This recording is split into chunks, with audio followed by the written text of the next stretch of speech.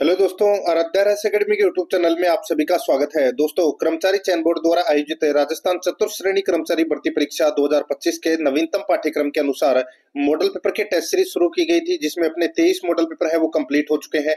आज अपना इसमें 24 नंबर का मॉडल पेपर है। कुल 120 प्रश्न इसमें शामिल किए गए हैं और हूबहू आपको ऐसा ही पेपर है वो परीक्षा में देखने को मिलेगा। दोस्तों, पद 53,749 है। इतनी बड़ी परीक्षा दोस्तों शायद ही आपको कभी देखने को मिलेगी, इसलिए दोस्तों जी जान आपको इसमें एक करना है। और अगर आपने पिछले 23 मॉडल पेपरों का अगर टेस्ट नहीं दिया है तो आप प्लेलिस्ट में जाइए, वहां पे आपको फोल्डर मिल जाएगा। चतुर्थ श्रेणी कर्मचारी मॉडल पेपर के नाम से आपको वहां फोल्डर मिलेगा और उसका जो लिंक है वो आपको दोस्तों डिस्क्रिप्शन में मिल जाएगा, तो आप वहां जाकर भी टेस्ट है वो दे सकते हैं। आराध्या रहस्य अकेडमी के यूट्यूब चैनल को अगर आपने अभी तक सब्सक्राइब नहीं किया तो सब्सक्राइब जरूर करें, बेल आइकन को दबाएं, क्लास को लाइक और अपने दोस्तों के पास में शेयर जरूर करना है आपको, और रोजाना आपको मेरे साथ में चलना है। और चतुर्थ श्रेणी कर्मचारी भर्ती परीक्षा के लिए दोस्तों ऑब्जेक्टिव क्लास है वो भी शुरू कर दी गई थी। आपको प्लेलिस्ट में अलग अलग फोल्डर देखने को मिल जाएंगे, सिलेबस के अकॉर्डिंग है, सब्जेक्ट वाइज, तो वो भी जरूर देखें। ये सिलेबस है, ठीक है। 120 प्रश्न परीक्षा में पूछे जाएंगे, 20 प्रश्न हिंदी के, 15 प्रश्न इंग्लिश के, 70 प्रश्न जीके के, जिसमें से 20 प्रश्न राजस्थान भूगोल के, 20 प्रश्न राजस्थान का इतिहास एवं कला संस्कृति के, 10 प्रश्न है वो भारतीय संविधान के, 5 प्रश्न और राजस्थान पॉलिटी के 5 प्रश्न है, 5 प्रश्न सामान्य विज्ञान के और 5 प्रश्न कंप्यूटर के, 5 प्रश्न आपको राजस्थान करंट अफेयर के और 5 प्रश्न है वो भारत और विश्व के करंट अफेयर के प्रश्न, यानी कि टोटल 70 प्रश्न है ये जीके के।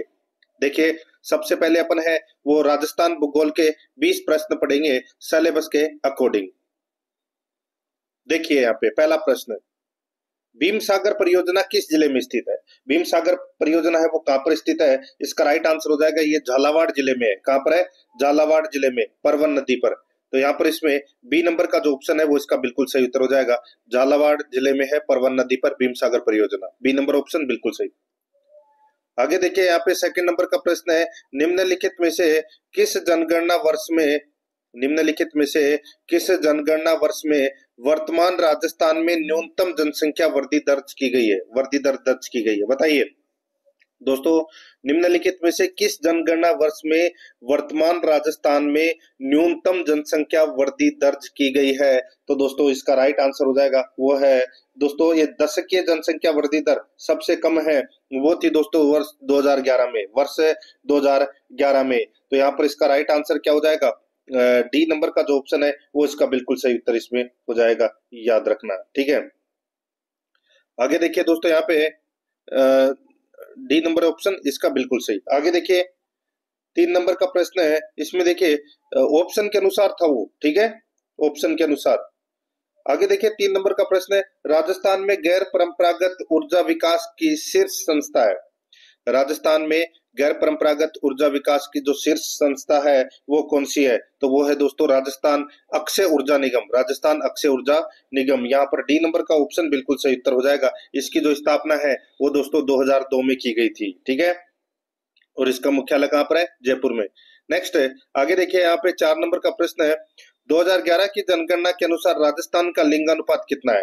दोस्तों राजस्थान का लिंगानुपात है वो कितना है? 928 है। कितना है? 928। डी नंबर का ऑप्शन बिल्कुल सही उत्तर हो जाएगा, यानी कि 1000 पुरुषों के पीछे 928 महिलाएं। यहाँ पर डी नंबर ऑप्शन सही।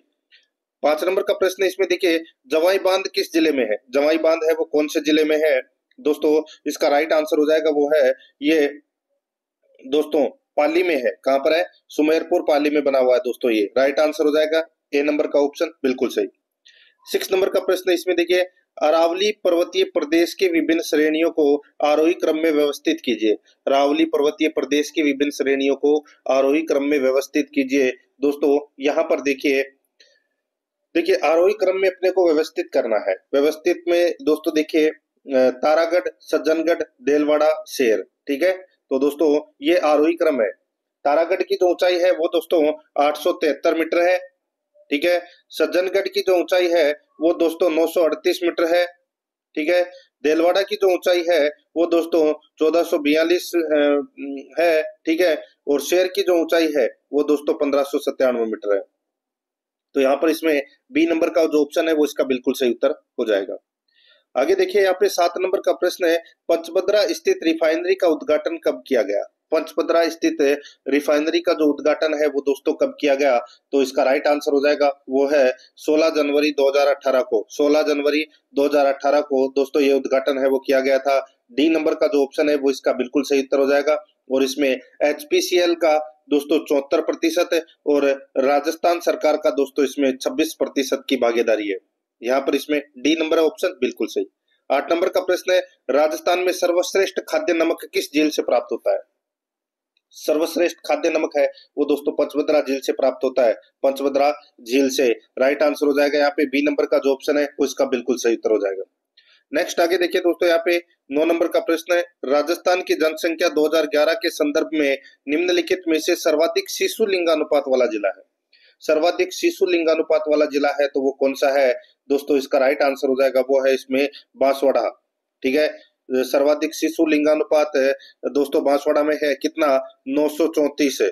ठीक है, और न्यूनतम यानी कि सबसे कम शिशु लिंगानुपात वाला जिला है वो कौन सा है? झुंझुनू। कितना है दोस्तों? 837। ठीक है, यहाँ पर डी नंबर का ऑप्शन बिल्कुल सही उत्तर हो जाएगा। 10 नंबर का प्रश्न इसमें देखिए, राज्य में सफेद सीमेंट का कारखाना कहाँ स्थित है?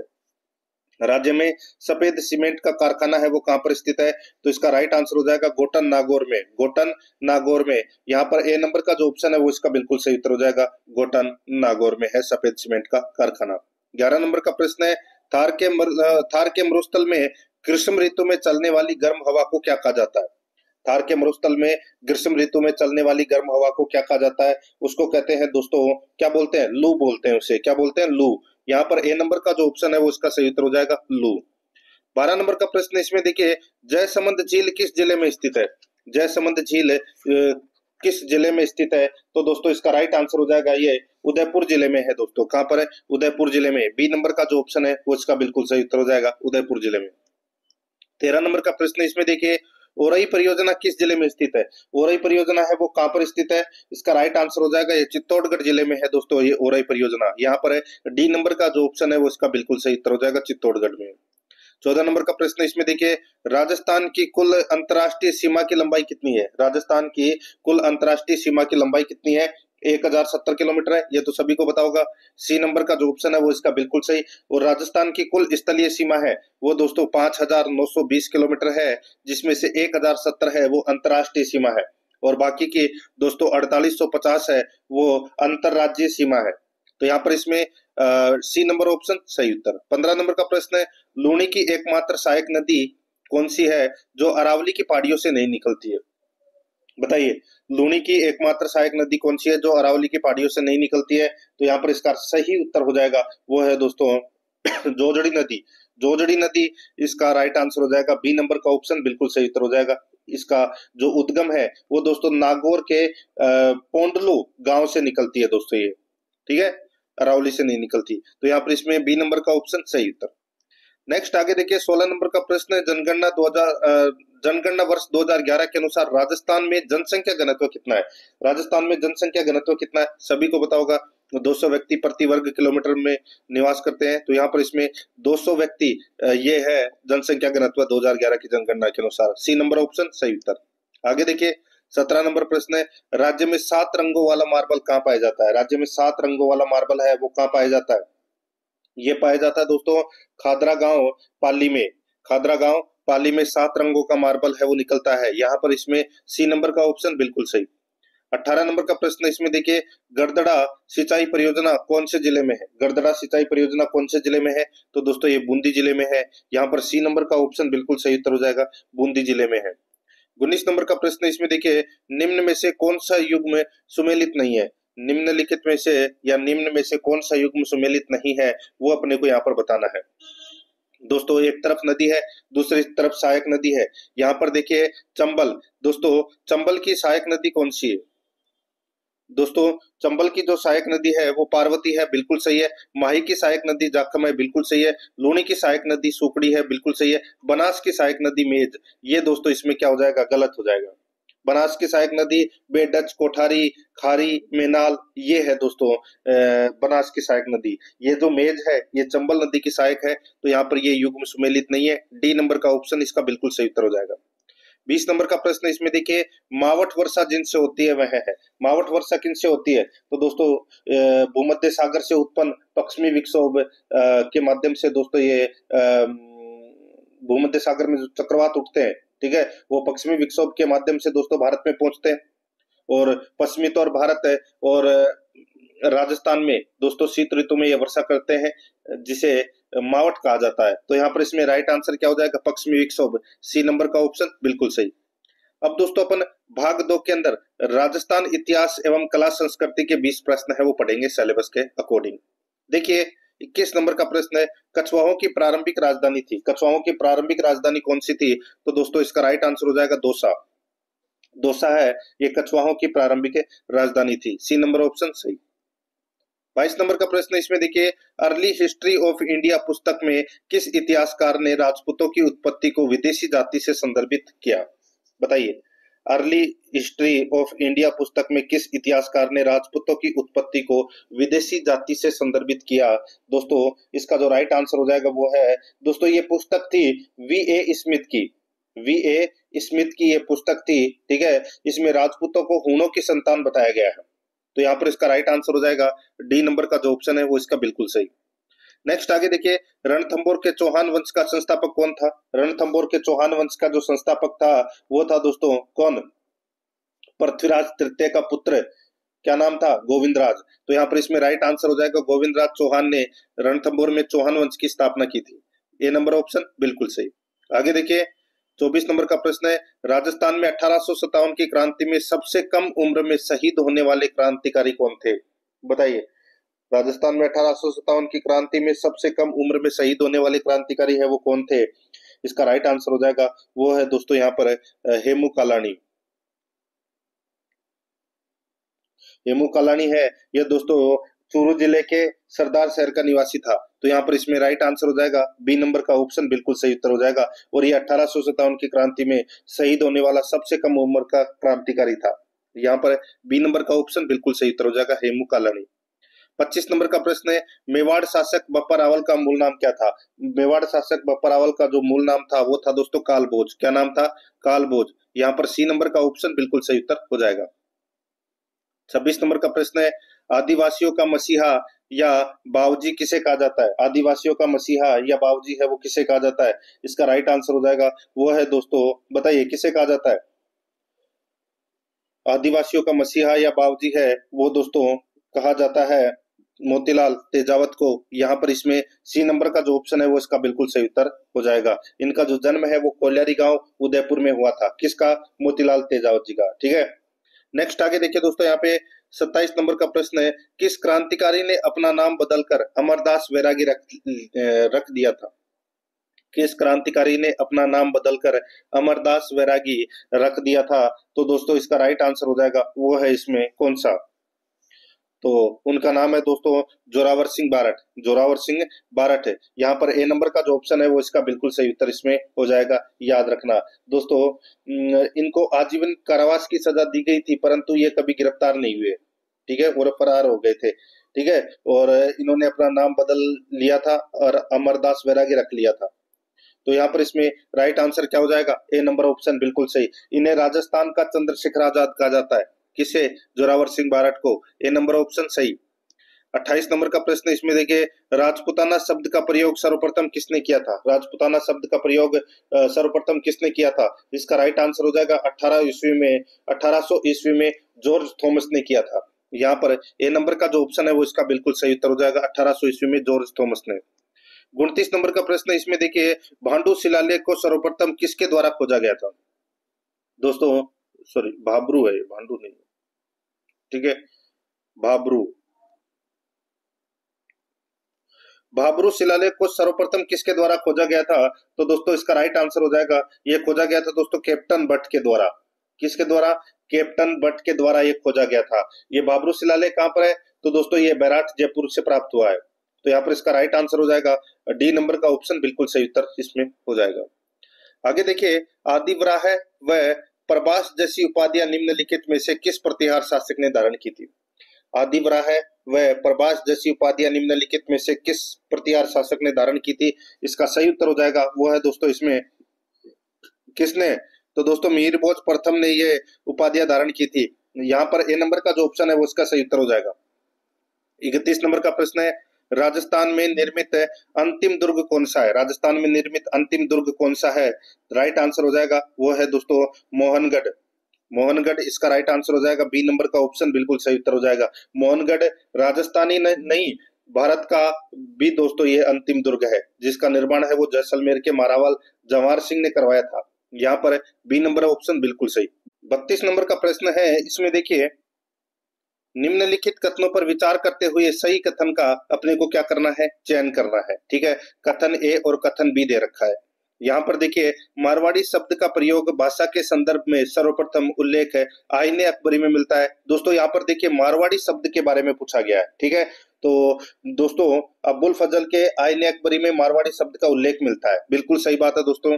आगे देखिए, राजस्थानी शब्द का प्रयोग भाषा के संदर्भ में सर्वप्रथम कर्नल जेम्स टोड ने किया था, ये कथन है वो गलत हो जाएगा। दोस्तों यहाँ पर देखिए, राजस्थानी शब्द का प्रयोग है वो भाषा के संदर्भ में, भाषा के संदर्भ में दोस्तों 1912 में एक ग्रंथ लिखा गया था दोस्तों, the linguistic survey of India, और ये पुस्तक थी दोस्तों जॉर्ज अब्राहम ग्रियर्सन की, उसमें राजस्थानी शब्द का प्रयोग किया गया था। तो यहाँ पर बी नंबर का कथन है वो क्या हो जाएगा? गलत हो जाएगा। तो यहाँ पर कथन ए है वो केवल सत्य है। यहाँ पर ए नंबर का जो ऑप्शन है वो इसका बिल्कुल सही उत्तर इसमें हो जाएगा। 33 नंबर का प्रश्न है, इसमें देखिए, बम नृत्य किस क्षेत्र का प्रसिद्ध है? बम नृत्य कहाँ का प्रसिद्ध है? तो दोस्तों ये अलवर भरतपुर क्षेत्र का प्रसिद्ध है। यहाँ पर बी नंबर का जो ऑप्शन है वो इसका सही उत्तर हो जाएगा। 34 नंबर का प्रश्न है, कजली तीज प्रसिद्ध है। दोस्तों कजली तीज कहाँ की प्रसिद्ध है? तो दोस्तों ये बूंदी की प्रसिद्ध है। यहाँ पर सी नंबर ऑप्शन सही। नेक्स्ट, निम्नलिखित में से किस हवेली में विश्व की सबसे बड़ी पगड़ी रखी हुई है? किस हवेली में विश्व की सबसे बड़ी पगड़ी रखी हुई है? तो बागोर की हवेली में। यहाँ पर इसमें बी नंबर का ऑप्शन बिल्कुल सही उत्तर हो जाएगा, बागोर की हवेली में। 36 नंबर का प्रश्न है, निम्नलिखित में से किस संप्रदाय में 42 नियम है? 42 नियम किस में है? तो दोस्तों इसका राइट आंसर हो जाएगा वो है चरणदासी संप्रदाय के जो अनुयायी है, चरणदासी संप्रदाय के जो अनुयायी है वो दोस्तों 42 नियम का पालन करते हैं। तो यहाँ पर इसका राइट आंसर क्या हो जाएगा? सी नंबर का ऑप्शन बिल्कुल सही उत्तर हो जाएगा। और चरणदासी संप्रदाय की जो प्रमुख पीठ है वो कहाँ पर है? तो वो दिल्ली में है। तो यहाँ पर इसका सही उत्तर क्या हो जाएगा? सी नंबर का जो ऑप्शन है वो इसका बिल्कुल सही उत्तर हो जाएगा।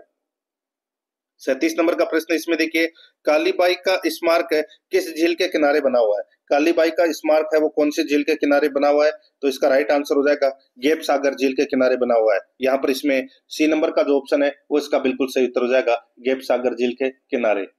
आगे देखिए दोस्तों, यहाँ पे 38 नंबर का प्रश्न है, किराड़ू मंदिर के संबंध में कौन सा कथन असत्य है? किराड़ू मंदिर के संदर्भ में कौन सा कथन असत्य है? यहाँ पर देखिए, पहला कथन, द्रविड़ शैली में निर्मित यह मंदिर नाकोड़ा गांव बाड़मेर में है। तो दोस्तों इसका राइट आंसर क्या हो जाएगा? ये नाकोड़ा गांव नहीं, ये हाथमा गांव बाड़मेर में है। कहां पर है दोस्तों? ये हाथमा गांव। ठीक है, किराड़ू मंदिर है ये हाथमा गांव बाड़मेर में है, नाकोड़ा में नहीं है। ठीक है, आगे देखिए दोस्तों, यहाँ पर कुल 5 मंदिरों का समूह है। बिल्कुल सही बात है। इसे राजस्थान का खजुराहो कहते हैं। बिल्कुल सही है। यहाँ का सबसे प्रमुख मंदिर सोमेश्वर मंदिर है। बिल्कुल सही बात है। तो यहाँ पर ए नंबर का ऑप्शन है वो इसका राइट आंसर इसमें हो जाएगा, याद रखना। ठीक है, ये भगवान शिव को समर्पित है दोस्तों ये किराड़ू मंदिर। ठीक है, और इसे किराड़ू मंदिर को राजस्थान का खजुराहो और मूर्तियों का अजायब घर भी कहा जाता है। यहाँ पर ए नंबर ऑप्शन सही उत्तर, क्योंकि ये कथन असत्य है। 39 नंबर का प्रश्न है, निम्नलिखित में से किस देवी का गीत सबसे लंबा है? किस देवी का गीत सबसे लंबा है? तो दोस्तों इसका जो राइट आंसर हो जाएगा वो है, बताइए।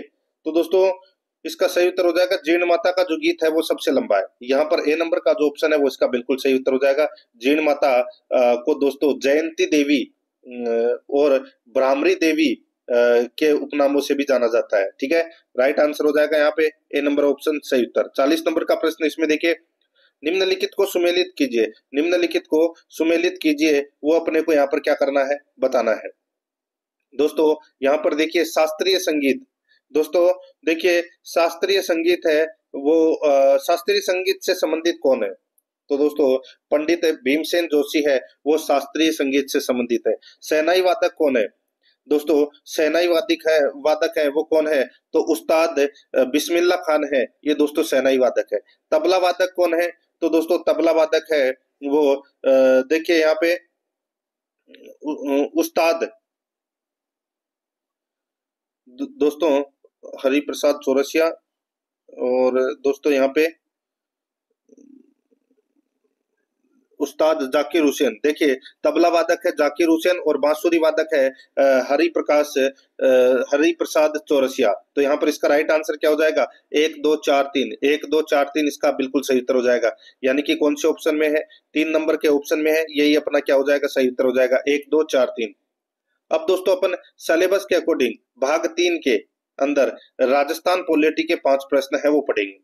राजस्थान पॉलिटी के 5 प्रश्न सिलेबस के अकॉर्डिंग। देखिए 41 नंबर का प्रश्न है, निम्नलिखित में से किस समिति ने भारतीय संविधान में मौलिक कर्तव्यों को समाविष्ट करने की संस्तुति की थी? बताइए, मौलिक कर्तव्यों को समाविष्ट करने की संस्तुति की थी, तो यहाँ पर इसका राइट आंसर हो जाएगा वो है इसमें, बताइए कौन सा? तो वो है सरदार सोन सिंह समिति। तो यहाँ पर इसमें डी नंबर का जो ऑप्शन है वो इसका बिल्कुल सही उत्तर हो जाएगा इसमें, ठीक है, याद रखना। आगे देखिए दोस्तों, 42वें संविधान संशोधन में जोड़े गए थे। नेक्स्ट 42 नंबर का प्रश्न है, संविधान के किस अनुच्छेद के अंतर्गत 6 से 14 वर्ष के बच्चों की शिक्षा मौलिक अधिकार बन गई? तो दोस्तों इसका राइट आंसर हो जाएगा वो है कौन से अनुच्छेद में? तो अनुच्छेद 21A में, अनुच्छेद 21A में। तो यहाँ पर इसमें बी नंबर का जो ऑप्शन है वो इसका बिल्कुल सही उत्तर इसमें हो जाएगा, ये आपको इसमें याद रखना है। आगे देखिए दोस्तों, यहाँ पे 43 नंबर का प्रश्न है, निम्नलिखित में से कौन से वर्ष में राजस्थान विधानसभा की सदस्य संख्या बढ़ाकर 184 की गई थी? दोस्तों यहाँ पर देखिए 1967 के अंदर राजस्थान विधानसभा की संख्या है वो बढ़ाकर 184 की गई थी। यहाँ पर इसमें राइट आंसर हो जाएगा सी नंबर ऑप्शन, बिल्कुल सही। 44 नंबर का प्रश्न, इसमें देखिए राज्य मानवाधिकार आयोग के अध्यक्ष व सदस्यों को पद से हटाया जा सकता है। राज्य मानवाधिकार आयोग के अध्यक्ष व सदस्यों को पद से हटाया जा सकता है। कैसे हटाया जा सकता है? दोस्तों देखिए यहाँ पे मैं आपको बताऊं, देखिए कूट भाषा में अपने को उत्तर देना है कि कौन कौन सा कथन है वो सही है। 2 कथन दे रखे हैं। देखिए यदि वह मानसिक व शारीरिक कारणों से कार्य करने में असमर्थ है तो हटाया जा सकता है, बिल्कुल सही है। यदि वह न्यायालय द्वारा किसी अपराध का दोषी ठहराया जाता हो या न्यायालय द्वारा उसे कारावास की सजा सुना दी गई हो, तब दोस्तों उसके अध्यक्ष और सदस्यों को है वो हटाया जा सकता है। तो यहाँ पर अपने को बताना था कौन सा कथन सत्य है। दोनों के दोनों कथन है वो दोस्तों क्या है? सत्य है। सी नंबर का जो ऑप्शन है वो इसका बिल्कुल सही उत्तर हो जाएगा, ए और बी दोनों। 45 नंबर का प्रश्न है, राजस्थान के प्रथम अनुसूचित जाति से आने वाले मुख्य सचिव है। राजस्थान के प्रथम अनुसूचित जाति से आने वाले मुख्य सचिव है वो कौन है? तो यहाँ पर इसका राइट आंसर हो जाएगा वो है निरंजन कुमार आर्य। निरंजन कुमार आर्य। यहाँ पर सी नंबर का जो ऑप्शन है वो इसका बिल्कुल सही उत्तर इसमें हो जाएगा। ये दोस्तों राजस्थान के प्रथम अनुसूचित जाति से आने वाले मुख्य सचिव निरंजन कुमार आर्य है, ठीक है। यहाँ पर सी नंबर ऑप्शन सही। अब दोस्तों अपन भारतीय संविधान के 5 प्रश्न पढ़ेंगे। अपन ने पहले राजस्थान पॉलिटी के 5 प्रश्न पढ़े थे और अब अपन दोस्तों भारतीय संविधान के 5 प्रश्न है वो पढ़ेंगे। यहाँ पर देखिए 46 नंबर का प्रश्न है, निम्नलिखित में से किसके द्वारा विधान परिषद की अध्यक्षता की जाती है? विधान परिषद की अध्यक्षता है वो किसके द्वारा की जाती है? तो दोस्तों देखिए विधान परिषद की जो अध्यक्षता है वो विधान परिषद के सभापति द्वारा की जाती है। तो यहाँ पर दोस्तों सभापति का कोई ऑप्शन नहीं दे रखा, तो यहाँ पर इसका राइट आंसर हो जाएगा डी नंबर का ऑप्शन, बिल्कुल सही उत्तर इसमें हो जाएगा। नेक्स्ट आगे देखिए दोस्तों, यहाँ पे 47 नंबर का प्रश्न है, निम्नलिखित कथनों में से असत्य कथन का अपने को क्या करना है? चयन करना है कि कौन सा इसमें असत्य कथन है, ठीक है। दोस्तों यहाँ पर देखिए उच्च न्यायालय का न्यायाधीश सेवानिवृत्ति के बाद उच्च न्यायालयों में अधिवक्ता के रूप में सेवा नहीं दे सकते जहां उन्होंने न्यायाधीश के रूप में सेवा दी है। तो दोस्तों ये कथन है वो दोस्तों बिल्कुल सही बात है। अनुच्छेद 220 में ये प्रावधान किया गया है, बिल्कुल सही कथन है। आगे देखिए न्यायाधीश सेवानिवृत्ति के बाद चुनाव नहीं लड़ सकते, तो दोस्तों लड़ सकते हैं। तो यहाँ पर इसमें राइट आंसर क्या हो जाएगा दोस्तों? देखिए बी नंबर का जो ऑप्शन है वो अपना इसमें क्या है? असत्य कथन है। दोस्तों एक उदाहरण मैं आपको बताऊं तो दोस्तों उत्तराखंड उच्च न्यायालय के पूर्व न्यायाधीश जिनका नाम था विजय बहुगुणा, ठीक है, वो दोस्तों राज्य के पहले और एकमात्र मुख्यमंत्री है जो उच्च न्यायालय में न्यायाधीश भी रह चुके हैं। और भी हैं दोस्तों कई है, तो यहाँ पर इसका राइट आंसर क्या हो जाएगा? बी नंबर का कथन है वो क्या है? असत्य है। तो यहाँ पर इसमें बी नंबर का ऑप्शन बिल्कुल सही। आगे देखिए 48 नंबर प्रश्न है, लोकपाल व लोकायुक्त शब्द किसके द्वारा पेश किया गया? लोकपाल व लोकायुक्त शब्द किसके द्वारा पेश किया गया? दोस्तों इसका राइट आंसर हो जाएगा वो है डॉक्टर एम.एल. सिंघवी के द्वारा ये पेश किया गया। यहाँ पर बी नंबर का जो ऑप्शन है वो इसका बिल्कुल सही उत्तर हो जाएगा। 49 नंबर का प्रश्न है, इसमें देखिए राज्य सूचना आयोग वार्षिक रिपोर्ट प्रस्तुत करता है। राज्य सूचना आयोग वो अपनी वार्षिक रिपोर्ट प्रस्तुत करता है किसको? तो दोस्तों ये करता है राज्यपाल को। यहाँ पर इसमें ए नंबर का जो ऑप्शन है वो इसका बिल्कुल सही उत्तर हो जाएगा, राज्यपाल को अपनी रिपोर्ट देता है। आगे देखिए 50 नंबर प्रश्न है, प्रत्येक राज्य में एक उच्च न्यायालय होगा, किस अनुच्छेद में उल्लेख है? तो दोस्तों कौन से अनुच्छेद में उल्लेख है? इसका राइट आंसर हो जाएगा वो है दोस्तों अनुच्छेद 214 में। अनुच्छेद 214 में प्रत्येक राज्य में एक उच्च न्यायालय होगा, ये उल्लेखित है। तो यहाँ पर इसमें सी नंबर का ऑप्शन सही उत्तर। अब दोस्तों अपन सामान्य विज्ञान के 5 प्रश्न है वो पढ़ेंगे सिलेबस के अकॉर्डिंग 51 से 55 तक। ठीक है, देखिए निम्नलिखित में से कौन सा भौतिक परिवर्तन नहीं है? बताइए कौन सा भौतिक परिवर्तन नहीं है? तो यहाँ पर देखिए दोस्तों ठोसों का द्रव में पिघलना, ठीक है, यानी कि बर्फ का पानी बनना, गैसों का द्रव में द्रवीकरण, पदार्थों का किण्वन। पदार्थों का जो किण्वन है वो दोस्तों रासायनिक परिवर्तन है।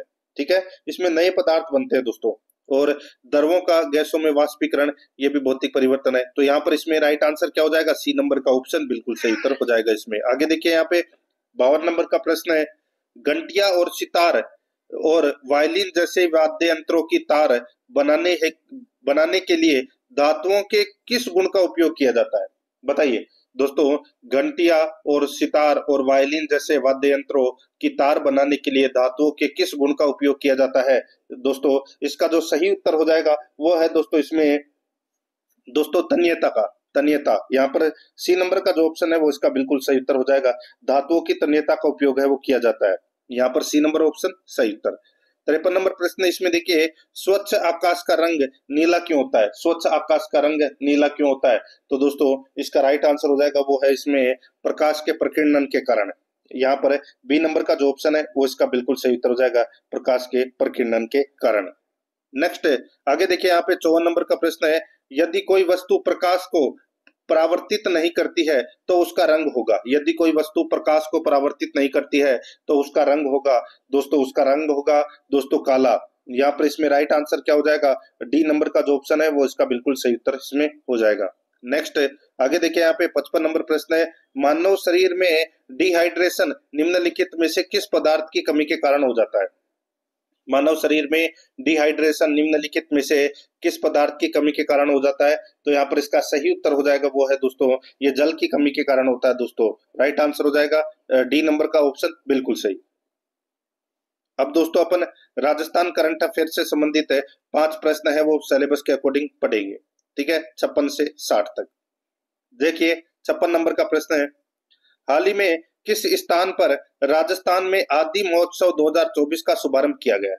बताइए आदि महोत्सव 2024 का जो शुभारंभ है वो दोस्तों कहां से किया गया है? तो इसका राइट आंसर हो जाएगा वो है ये दोस्तों जयपुर से किया गया है।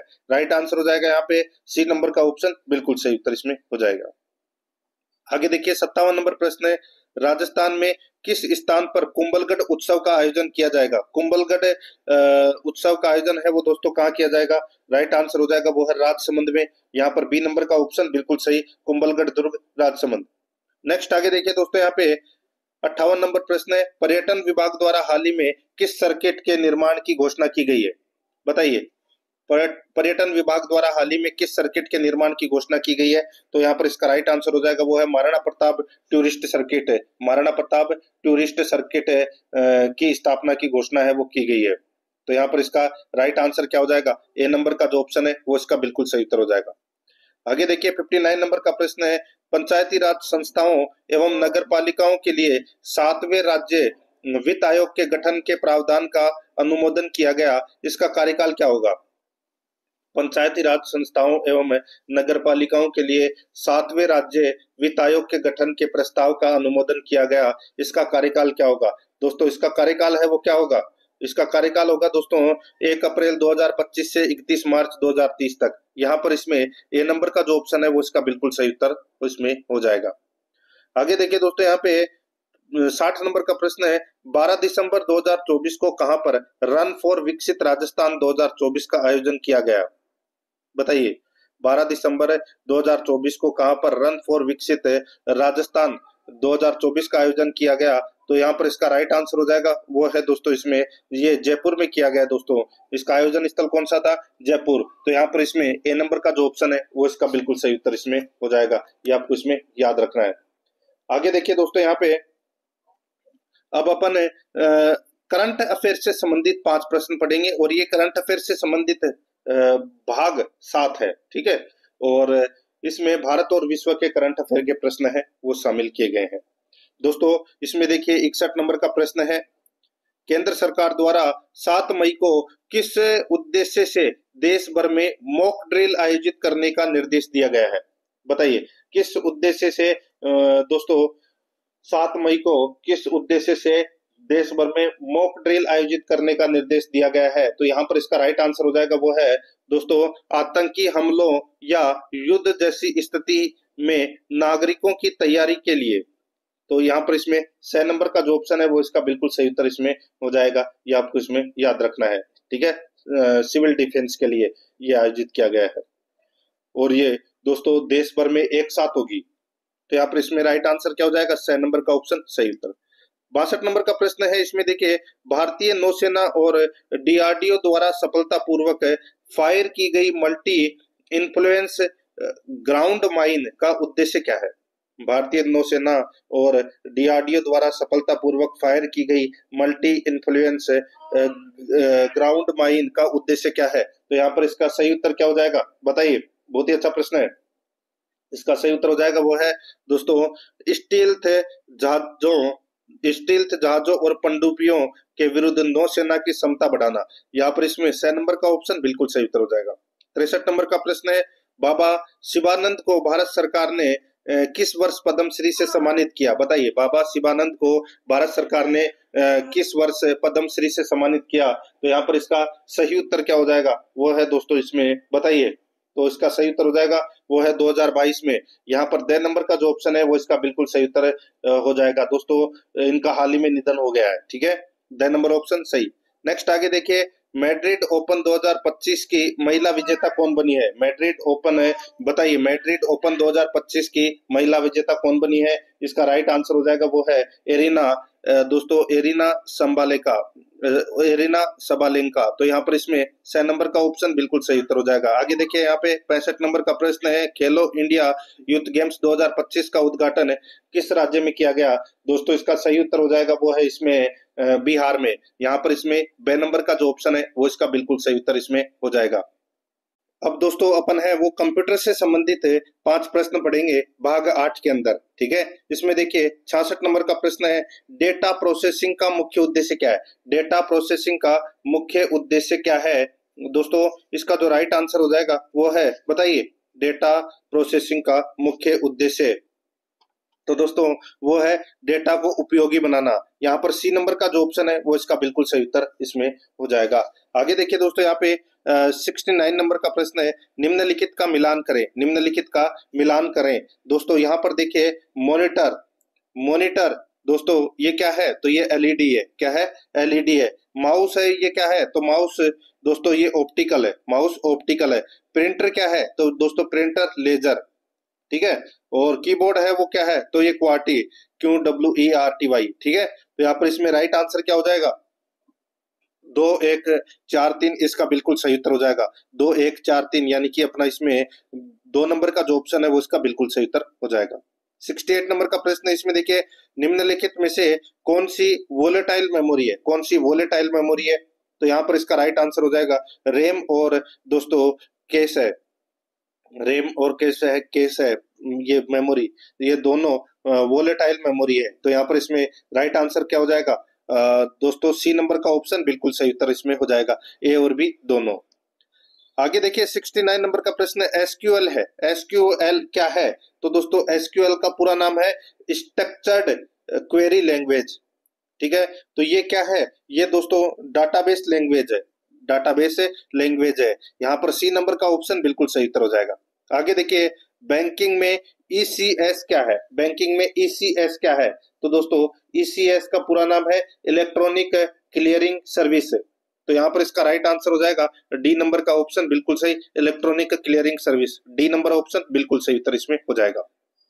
दोस्तों ये 70 प्रश्न तो अपन ने जीके से संबंधित है वो पढ़ लिए हैं, ठीक है, सिलेबस के अकॉर्डिंग। अब अपन दोस्तों यहाँ पे 20 प्रश्न हिंदी के, 15 प्रश्न इंग्लिश ग्रामर के और 15 प्रश्न है वो मैथ से संबंधित पढ़ेंगे। दोस्तों आराध्या रेस एकेडमी के यूट्यूब चैनल को अगर आपने अभी तक सब्सक्राइब नहीं किया तो एक बार सभी के सभी मित्र हैं वो चैनल को जरूर सब्सक्राइब करें, बेल आइकन को दबाएं ताकि नोटिफिकेशन है वो दोस्तों आप सभी के पास में निरंतर पहुंचता रहे। और क्लास को लाइक नहीं किया तो दोस्तों एक बार सभी के सभी मित्र हैं वो क्लास को लाइक जरूर करें।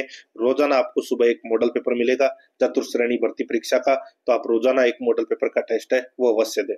और सिलेबस के अकॉर्डिंग ऑब्जेक्टिव क्लास है वो जरूर देखें। आप प्लेलिस्ट में जाओगे तो वहां पे आपको अलग अलग फोल्डर देखने को मिल जाएंगे, ठीक है, चतुर्श्रेणी के नाम से आपको अलग अलग फोल्डर मिल जाएंगे, वहां पर जाकर आप ऑब्जेक्टिव क्लास है वो सिलेबस के अकॉर्डिंग जरूर देखें, सब्जेक्ट वाइज, ठीक है। और दोस्तों आप यूट्यूब के ऊपर कोई भी टॉपिक सर्च करो तो साथ में आराध्या रेस एकेडमी जरूर लिखें उस टॉपिक के साथ में। जैसे कि राजस्थान के लोक देवता आप सर्च कर रहे हैं, राजस्थान के लोक देवता से संबंधित प्रश्न आप सर्च कर रहे हैं तो दोस्तों साथ में राजस्थान के लोक देवता आराध्या रेस एकेडमी जरूर लिखें, ताकि दोस्तों उस टॉपिक से संबंधित आपको ऑब्जेक्टिव क्वेश्चन है वो मिल जाएंगे हमारे। दोस्तों देखिए भाग 9 के अंदर अपन हिंदी व्याकरण के 20 प्रश्न है वो पढ़ेंगे। 71 नंबर प्रश्न देखिए, आप आजकल कहाँ रहते हैं, रेखांकित में सर्वनाम है। अब सर्वनाम कौन सा है यहाँ पे, तो देखिए आप, ठीक है, तो आप दोस्तों यहाँ पर क्या है, तो ये मध्यम पुरुष सर्वनाम है दोस्तों, ये मध्यम पुरुषवाचक सर्वनाम है ये, ठीक है। आप, तू, तुम और आप ये मध्यम पुरुष सर्वनाम है। तो यहाँ पर इसमें राइट आंसर क्या हो जाएगा, ए नंबर का जो ऑप्शन है वो सही उत्तर हो जाएगा, ठीक है। नेक्स्ट आगे देखिए दोस्तों, यहाँ पे 72 नंबर का प्रश्न है, निम्नलिखित में से आकाश का पर्यायवाची शब्द नहीं है। आकाश का पर्यायवाची शब्द कौन सा नहीं है वो अपने को यहाँ पर बताना है। देखिए व्योम है, फलक है, अब्र है, लेकिन विभु नहीं है। तो यहाँ पर इसमें बी नंबर का जो ऑप्शन है वो इसका बिल्कुल सही उत्तर हो जाएगा, विभु। 73 नंबर प्रश्न इसमें देखिए दोस्तों, पश्म, चिक्कुर, कुंतल किसके पर्यायवाची शब्द है। दोस्तों बताइए, पश्म, चिक्कुर, कुंतल किसके पर्यायवाची शब्द है। इसका राइट आंसर हो जाएगा वो है दोस्तों ये केस के पर्यायवाची शब्द है, केस के। यहाँ पर ए नंबर का ऑप्शन बिल्कुल सही उत्तर हो जाएगा, केस के। नेक्स्ट आगे देखिए दोस्तों, यहाँ पे 74 नंबर का प्रश्न है, निम्नलिखित में से किस विकल्प में विलोम शब्द अशुद्ध है। विलोम शब्द अशुद्ध किसमें है। दोस्तों यहाँ पर देखिए दोस्तों यथेष्ट कम, यथेष्ट कम, ठीक है, विलोम शब्द अशुद्ध है। तो दोस्तों यहाँ पर देखिए बिल्कुल सही बात है, मानवता, नृशंसता बिल्कुल सही है, यौवन वृद्ध, यौवन वृद्ध। तो दोस्तों यहाँ पर यौवन का जो विलोम शब्द हो जाएगा वो हो जाएगा दोस्तों वार्धक्य, ठीक है, वार्धक्य हो जाएगा, ठीक है। और जो यहाँ पे युवा है, युवा का विलोम हो जाएगा दोस्तों वृद्ध। तो यहाँ पर इसमें राइट आंसर क्या हो जाएगा, सी नंबर का ऑप्शन बिल्कुल सही, क्योंकि ये अशुद्ध है। 75 नंबर प्रश्न इसमें देखिए, सर्जन का उपयुक्त विलोम शब्द कौन सा है। सर्जन का विलोम शब्द क्या हो जाएगा दोस्तों, ये हो जाएगा संहार, संहार, ठीक है। यहाँ पर ए नंबर का ऑप्शन बिल्कुल सही, संहार या नाश। नेक्स्ट आगे देखिए 76 नंबर प्रश्न है, सामाजिक मान मर्यादा के विपरीत कार्य करने वाला वाक्यांश के लिए उपयुक्त एक शब्द होगा। सामाजिक मान मर्यादा के विपरीत कार्य करने वाला वाक्यांश के लिए उपयुक्त एक शब्द होगा दोस्तों, इसका राइट आंसर हो जाएगा वो है वामाचारी। क्या हो जाएगा, वामाचारी। बी नंबर का जो ऑप्शन है वो इसका बिल्कुल सही उत्तर हो जाएगा, वामाचारी, ठीक है। नेक्स्ट आगे देखिए दोस्तों, यहाँ पे 77 नंबर प्रश्न है, इसमें देखिए प्रणतपाल शब्द के लिए उपयुक्त वाक्यांश का चयन कीजिए। प्रणतपाल शब्द के लिए उपयुक्त वाक्यांश का चयन कीजिए। दोस्तों इसका राइट आंसर क्या हो जाएगा, वो है शरणागत की रक्षा करने वाला। शरणागत की रक्षा करने वाला वो होता है दोस्तों प्रणतपाल। यहाँ पर इसमें बी नंबर का जो ऑप्शन है वो इसका बिल्कुल सही उत्तर हो जाएगा। आगे देखिए 78 नंबर प्रश्न है, आजीवन ब्रह्मचर्य का व्रत लेने वाला वाक्यांश के लिए उपयुक्त एक शब्द कौन सा है। आजीवन ब्रह्मचर्य का व्रत लेने वाला वाक्यांश के लिए उपयुक्त एक शब्द कौन सा है? राइट आंसर हो जाएगा वो है नेस्टिक। यहाँ पर ए नंबर का जो ऑप्शन है वो इसका बिल्कुल सही उत्तर हो जाएगा, नेस्टिक। आगे देखिए 79 नंबर प्रश्न है, निम्नलिखित में से किस समानार्थक शब्द का आशय है पहले से ही विद्यमान किसी वस्तु की खोज? निम्नलिखित में से किस समानार्थक शब्द का आशय है पहले से ही विद्यमान किसी वस्तु की खोज? तो यहाँ पर इसका राइट आंसर हो जाएगा दोस्तों वो है इसमें अन्वेक्षण, अन्वेक्षण। तो यहाँ पर इसमें राइट आंसर हो जाएगा सी नंबर का ऑप्शन बिल्कुल सही। नेक्स्ट आगे देखिए, निम्नलिखित में से किस विकल्प में सभी शब्द शुद्ध है? किस विकल्प में सभी शब्द शुद्ध है? दोस्तों यहाँ पर देखिए संदीपनी और सम्यक ज्ञान, ये दोस्तों क्या है? शुद्ध शब्द है। यहाँ पर बी नंबर का जो ऑप्शन है वो इसका बिल्कुल सही उत्तर इसमें हो जाएगा। आगे देखिए 81 नंबर प्रश्न है, निम्नलिखित में से किस विकल्प में विलोम युग्म अशुद्ध है? विलोम युग्म अशुद्ध है। यहाँ पर देखिए हर्ष, वेदना, दोस्तों हर्ष का विलोम हो जाएगा शोक, क्या हो जाएगा? शोक या खेद, ठीक है। तो यहाँ पर वेदना है वो गलत दे रखा है। ए नंबर का ऑप्शन अपना इसमें क्या हो जाएगा? राइट आंसर हो जाएगा, पहला ही अशुद्ध है, ठीक है। बाकी इसमें अनुकूल, प्रतिकूल, ग्राह्य, त्याज्य, ऐहिक, पारलौकिक, ये बाकी इसमें सारे सही दे रखे हैं। ए नंबर ऑप्शन सही। 82 नंबर प्रश्न इसमें देखिए, प्राज्ञ शब्द किसका पर्यायवाची है? प्राज्ञ शब्द किसका पर्यायवाची है? दोस्तों इसका राइट आंसर हो जाएगा, ये पर्यायवाची है किसका? तो ये विद्वान का। यहाँ पर सी नंबर का ऑप्शन बिल्कुल सही उत्तर हो जाएगा। 83 नंबर प्रश्न है, निम्नलिखित में से शुद्ध शब्द है, तो शुद्ध शब्द कौन सा है? दोस्तों इसमें देखिए निर्दय, ठीक है, निर्दय शब्द है वो दोस्तों क्या है? शुद्ध शब्द है। यहाँ पर बी नंबर ऑप्शन बिल्कुल सही। आगे देखिए, निम्न में से किस विकल्प में सभी शब्द विदेशी उपसर्ग से बने? विदेशी उपसर्ग से शब्द कौन से बने? यहाँ पर देखिए बखूबी और नेक नाम, ठीक है। तो बखूबी और नेक नाम में दोस्तों विदेशी उपसर्ग लगा हुआ है। यहाँ पर इसमें राइट आंसर हो जाएगा ए नंबर का ऑप्शन सही उत्तर। 85 नंबर का प्रश्न इसमें देखिए, नवेश्वरीय का सही संधि विच्छेद है। नवेश्वरीय का सही संधि विच्छेद क्या है? तो दोस्तों नव प्लस ऐश्वर्य, इसमें वर्दी संधि का प्रयोग हुआ है। तो यहाँ पर इसमें राइट आंसर क्या हो जाएगा? ए नंबर का जो ऑप्शन है वो इसका बिल्कुल सही। नेक्स्ट आगे देखिए दोस्तों, यहाँ पे निम्नलिखित में से किस विकल्प में वर्दी संधि का उदाहरण है? वर्दी संधि का उदाहरण दोस्तों किसमें है? यहाँ पर जहां पर भी आपको डबल मात्रा दिख जाए, ठीक है, उसमें क्या है दोस्तों? वर्दी संधि है। तो टिकेत में तो है ही, ठीक है। और ये गंगे, इसमें भी डबल मात्रा है दोस्तों, एक मात्रा इसमें गलत हो जाएगा, ठीक है। और महेश्वरी में भी दोस्तों डबल मात्रा है, एक एक मात्रा इसमें दे रखी है। तो यहाँ पर इन सभी के अंदर क्या है? वर्दी संधि है। तो यहाँ पर इसमें डी नंबर का जो ऑप्शन है वो इसका बिल्कुल सही उत्तर हो जाएगा। आगे देखिए, वितेषणा शब्द का सही संधि विच्छेद होगा। वितेषणा शब्द का सही संधि विच्छेद क्या होगा? तो दोस्तों वित प्लस ऐषणा, इसमें भी दोस्तों वर्दी संधि का प्रयोग हुआ है। इसमें भी दोस्तों तय के ऊपर दो मात्रा आएगी, इसमें प्रश्न में एक मात्रा दे रखी है, ठीक है। यहाँ पर इसका राइट आंसर क्या हो जाएगा? वो है दोस्तों सी नंबर का जो ऑप्शन है वो इसका बिल्कुल सही। नेक्स्ट आगे देखिए, यहाँ पे देखिए अध्याहरण के लिए उपयुक्त वाक्यांश होगा। अध्याहरण के लिए उपयुक्त वाक्यांश क्या होगा? तो वो है ज्ञात या कल्पित तथ्यों के आधार पर लिया गया निर्णय, वो होता है दोस्तों अध्याहरण। यहाँ पर ए नंबर का ऑप्शन बिल्कुल सही। 89 नंबर प्रश्न है, इसमें देखिए किस क्रमांक में दोस्तों, किस क्रमांक में IPSO फैक्टो अंग्रेजी परिभाषिक शब्द का सही हिंदी समकक्ष शब्द लिखा हुआ है? तो यहाँ पर इसका राइट आंसर हो जाएगा वो है, इसका मतलब होता है स्वतः, क्या होता है? स्वतः। तो यहाँ पर इसमें डी नंबर का ऑप्शन बिल्कुल सही उत्तर हो जाएगा।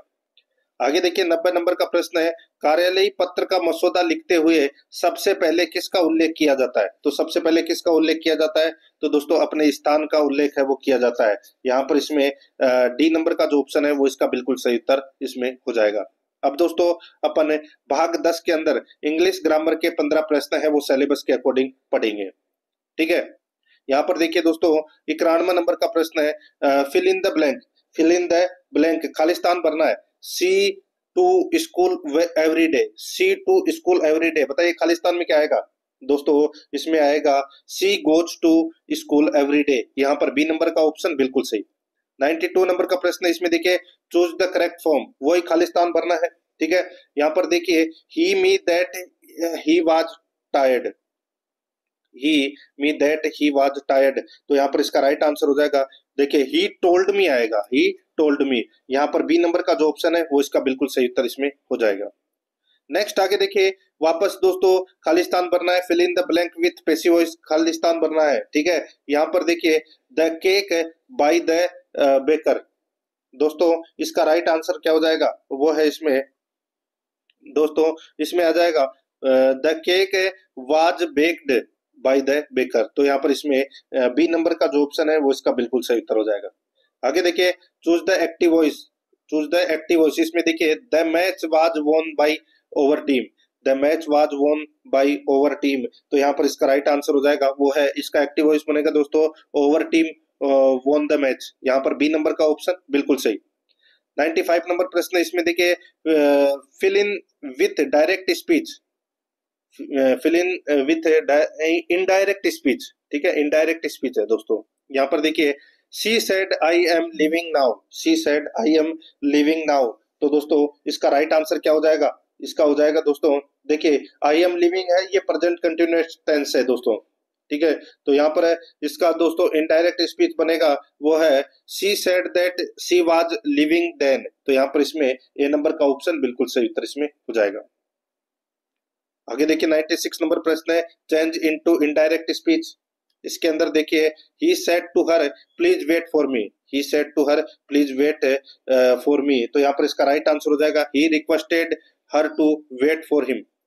यहाँ पर ए नंबर का ऑप्शन बिल्कुल सही उत्तर हो जाएगा। 97 नंबर प्रश्न, इसमें देखिए transform to assertive, transform to assertive, इसमें देखिए isn't it a great idea, isn't it a great idea. तो यहाँ पर इसका राइट आंसर हो जाएगा वो है it is a great idea. यहाँ पर ए नंबर का ऑप्शन बिल्कुल सही।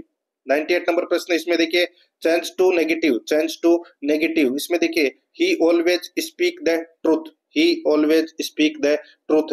तो यहाँ पर इसका राइट आंसर हो जाएगा दोस्तों वो है he doesn't always speak the truth हो जाएगा इसका राइट आंसर, ठीक है। यहाँ पर नेगेटिव बनाना था, बी नंबर ऑप्शन सही उत्तर।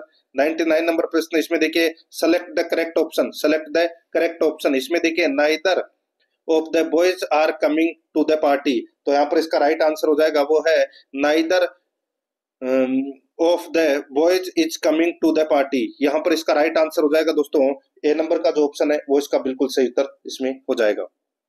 100 नंबर का प्रश्न, इसमें देखिए सेलेक्ट द करेक्ट डिटरमिनर, इसमें देखिए child was given A toy, child was given A toy. तो यहाँ पर इसका राइट आंसर हो जाएगा ईच चाइल्ड आएगा इसमें, ठीक है, ए नंबर ऑप्शन सही। नेक्स्ट आगे देखिए वही आर्टिकल खालिस्तान में भरना है, ताजमहल इज ब्यूटीफुल। तो क्या आएगा ताजमहल के आगे, तो दोस्तों इसमें ताजमहल के आगे द ताजमहल आएगा, द ताजमहल इज ब्यूटीफुल।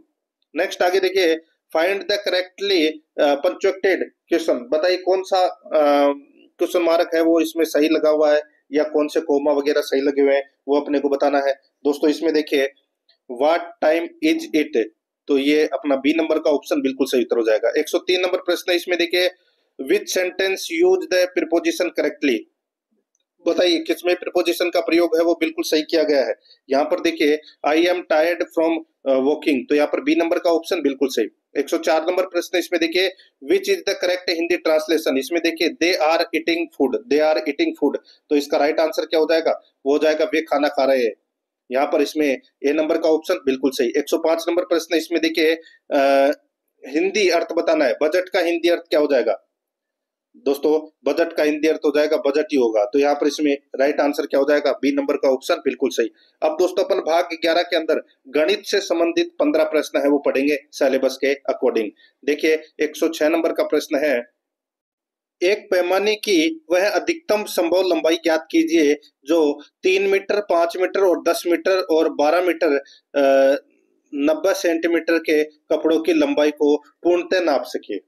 दोस्तों यहाँ पर देखिए इसमें क्या क्या दे रखा है, एक तो दे रखा है 30 मीटर, ठीक है, एक दे रखा है दोस्तों 5 मीटर और 10 सेमी, और एक दे रखा है 12 मीटर और 90 सेमी के कपड़ों की लंबाई को पूर्णतः नाप सके।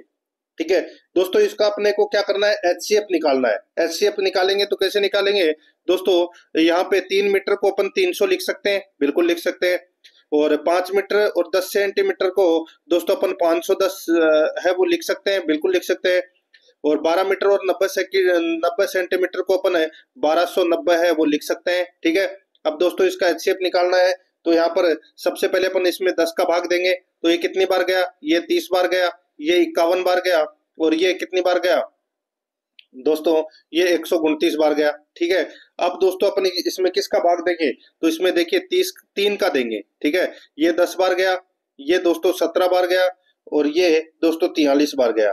ठीक है, अब इसके आगे भाग नहीं जा रहा, तो यहाँ पे 10 इंटू 3 कितना हो जाएगा, 30। तो इसका एचसीएफ कितना निकलेगा, 30। तो यहाँ पर इसमें राइट आंसर भी क्या हो जाएगा, 30। तो यहाँ पर इसमें ए नंबर ऑप्शन सही। आगे देखिए, यदि 23 6 वाई वाई प्लस 4 और वाई प्लस 7 का औसत है 30 है, तो वाई का मान है वो कितना होगा। तो वाई का मान है वो दोस्तों कितना होगा। दोस्तों अब इसमें देखिए, यहाँ पर अपन 30 बराबर देखिए 23 plus 26 plus y plus y plus 4 plus y plus 7। ठीक है, ये अपन इसको ऐसे लिख सकते हैं। ठीक है, बटे में दोस्तों कितनी संख्या है, देखिए 1 2 3 4 और 5। ठीक है, तो बटे अपन को क्या करना है, 5 करना है। ठीक है, अब दोस्तों देखिए यहाँ पे क्रॉस मल्टीप्लाई हुआ, तो 30 इंटू 5 कितने हो गए, 150।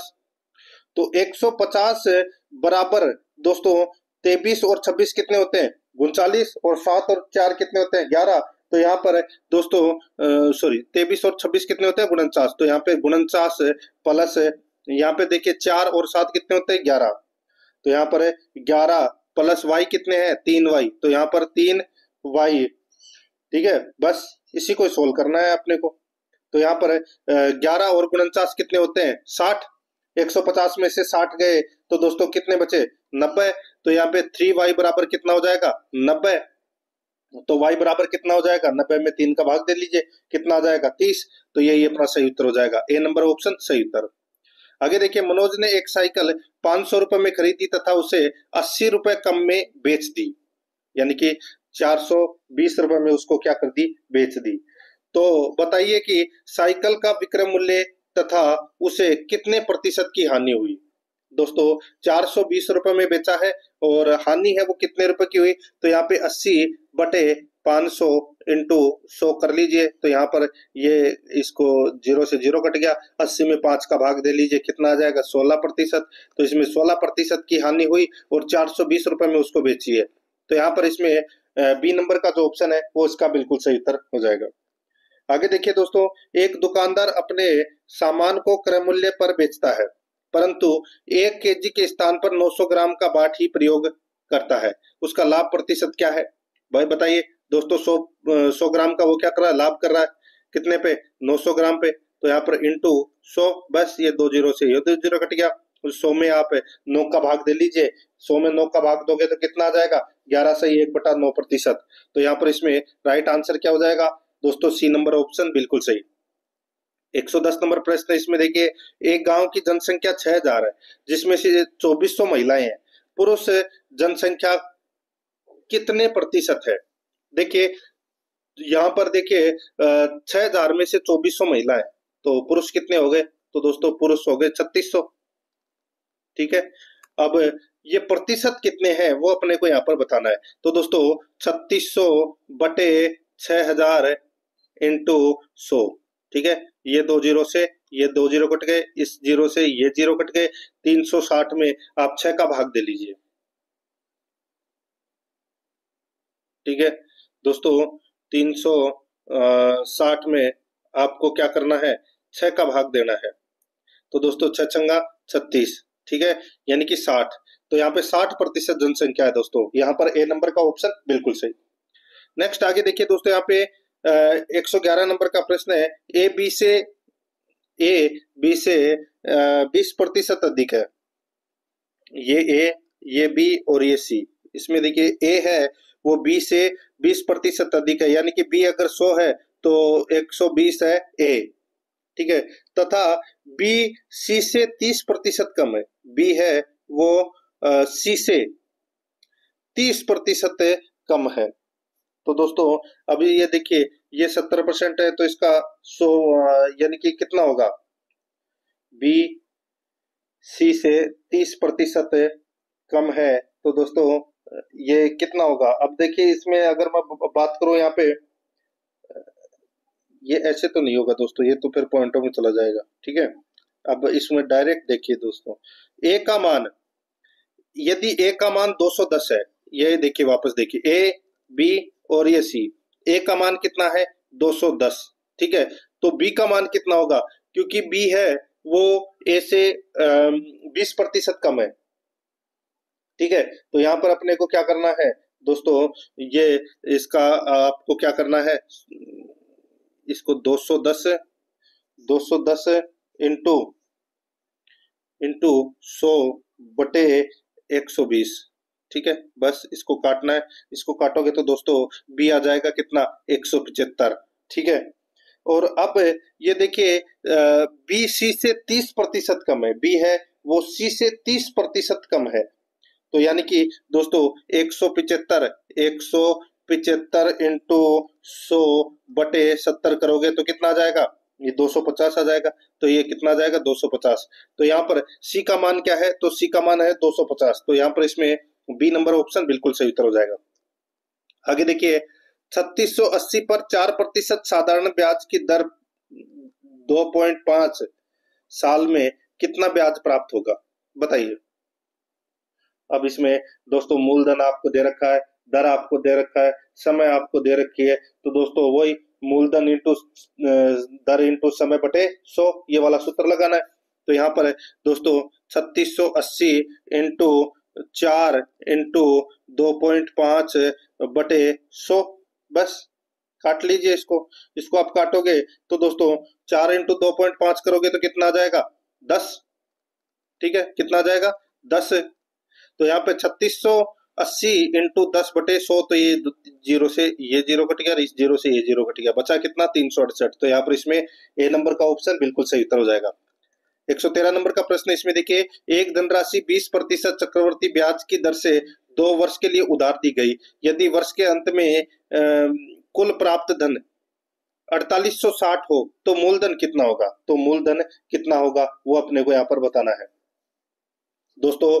अब इसमें देखिए, अब आप ऑप्शन उठा के कर लीजिए, चाहे आप कैसे भी कर लीजिए, देखिए 20% ब्याज दर दे रखी है, यानी कि ब्याज दर है वो बहुत ज्यादा दे रखी है, ठीक है, तो यहाँ पर है, इसमें देखिए दोस्तों ऑप्शन उठा लिया, जैसे कि मैंने यहाँ पे 3000 ऑप्शन है वो उठा लिया, ठीक है, 3000 मैंने यहाँ पे ऑप्शन है वो उठा लिया, ठीक है, अब इसका आप 20% निकालोगे तो कितना हो जाएगा दोस्तों, ये इसका 20% हो जाएगा 600, कितना हो जाएगा 600, ठीक है, अब इसमें 600 और जोड़ दिया तो कितना हो जाएगा 3600, और 3600 का 20% कितना हो जाएगा 720, तो यहाँ पे 600 और 720 कितना होता है, तो ये होता है दोस्तों 1320, अब 1320 3000 में जोड़ेंगे तो दोस्तों 4860 आ रहे हैं क्या, नहीं आ रहे, तो ये ऑप्शन है वो क्या हो गया, गलत हो गया, ठीक है, और दोस्तों यहाँ पर देखिए 3375 निकाला है मैंने यहाँ पे, ठीक है, 3375 इंटू 20 बटे 100, ठीक है,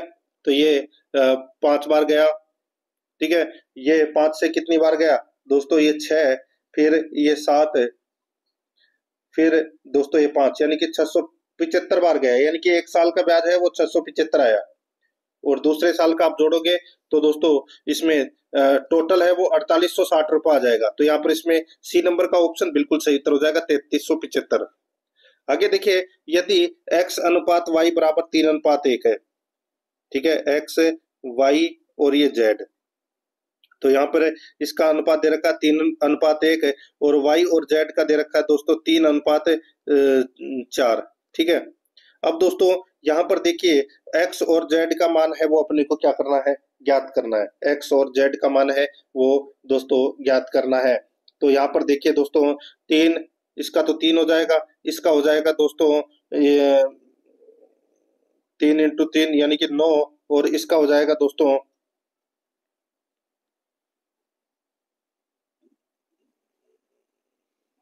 ठीक है, इसका पूछा है ए एक्स और जेड का पूछा है, ठीक है, एक्स और जेड का पूछा है, तो यहाँ पे 1 इंटू 4 कितना हो जाएगा 4, यहाँ पे देखिए 3:9:4 हो जाएगा, तो एक्स का अनुपात है वो कितना हो जाएगा दोस्तों बताइए, तो इसका जो सही उत्तर हो जाएगा, देखिए इसको भी अपन 3 लिखेंगे तो यहाँ पे 9 हो जाएगा, तो 9:4 इसका राइट आंसर हो जाएगा, 9:4, यहाँ पर बी नंबर का ऑप्शन बिल्कुल सही उत्तर हो जाएगा।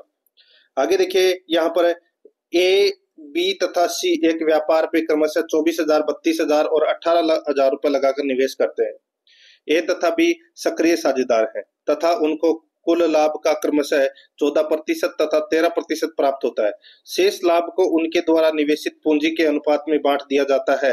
यदि सी को कुल 65,700 रुपए प्राप्त हुए हों तो ज्ञात कीजिए कि लाभ की कुल राशि क्या थी। तो लाभ की कुल राशि है वो क्या थी। दोस्तों यहाँ पर देखिए, सबसे पहले तो अपन क्या करेंगे, 24,000, 32,000 और 18,000 का अपन क्या करेंगे दोस्तों, अनुपात निकाल लेंगे। ठीक है, अनुपात निकाल के दोस्तों इसको अपन देखिए, उनको कुल लाभ का क्रमशः 14% और 13% प्राप्त हुआ है। ठीक है, यदि सी को कुल लाभ 65,700 प्राप्त हुआ है तो कुल लाभ की राशि है वो ज्ञात करनी है। कुल लाभ की राशि आप आसानी से ज्ञात कर सकते हैं अनुपातों के द्वारा। तो यहाँ पर इसका राइट आंसर हो जाएगा वो है दोस्तों 3,70,000 इसका राइट आंसर आ जाएगा।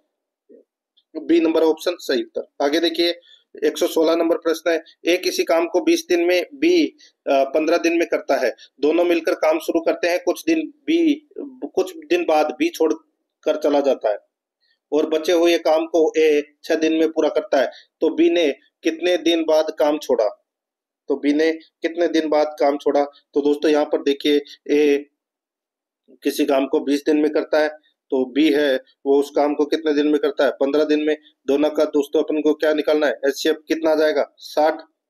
ठीक है, तो यहाँ पर 15 चौके 60, यहाँ पे 4 बी और ये हो जाएगा दोस्तों 60 में कितनी बार गया, 3 बार। तो यहाँ पे 3 ए और 4 बी आ गया। ठीक है, अनुपातों का योग आ गया 3:4। तो यहाँ पर कितना हो गया, 7। टोटल कितना हो गया, 7 अनुपात। ठीक है, तो यहाँ पर दोस्तों सीधा सा हो जाएगा 7 इंटू